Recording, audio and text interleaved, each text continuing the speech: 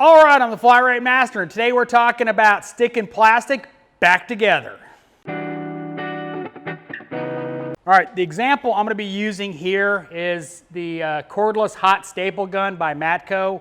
It also does plastic welding as well.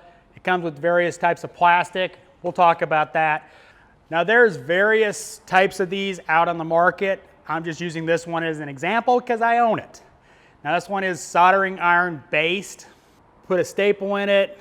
You've got various sizes, you've got various adapters. We've all been there. You take a piece of plastic trim off, it breaks, or the mounting tab breaks, and oh, it's $300. Well, we got to fix that.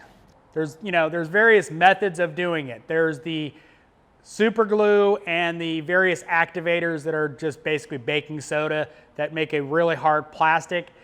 I don't know about you guys, but I've found those kind of brittle. So it might work that one time, but probably not more than once. Now another method that is, I think, a little more successful is taking a standard soldering iron with a flat tip, clean the tip really good, and then use that to actually melt the plastic back together and kind of squish it together. Most of you probably own a soldering iron. It works well. I tend to use now my butane torch for that rather than the Milwaukee because I use it for soldering. But it comes in handy when you're trying to, well, put plastic parts back together, because we all know a lot of parts are made in plastic nowadays. What these products are best used for is, well, interior trim that gets broken when you pull it off. You know, the one-time use clips. All right, so what I've got here is artificial brakes. This is just a transmission harness out of a Civic that I put a transmission in. But you take this little staple, you get it hot,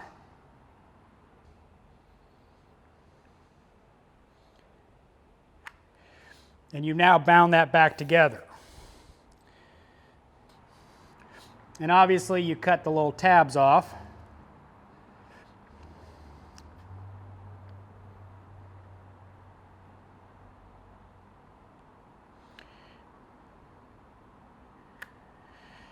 But you now have a completely structural, well, once it dries, you now have a structural piece of plastic again. You cut these little tabs off and you've got a nice little bound and repaired piece of plastic. Now I'm just, again, using this as an example. It comes with various types of rod to repair, and hopefully you get the right one.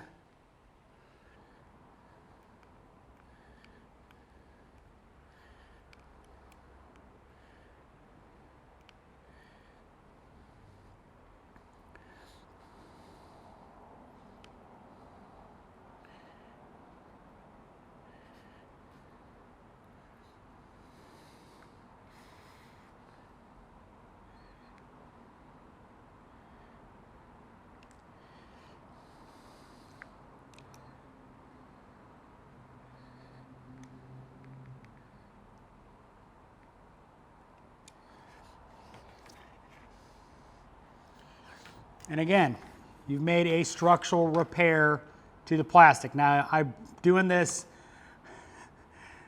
cockeyed across my roll cart. You can obviously make it look better than that, but I've made two structural repairs to this plastic. So the Matco one is one of the options. There's other ones out there on the market.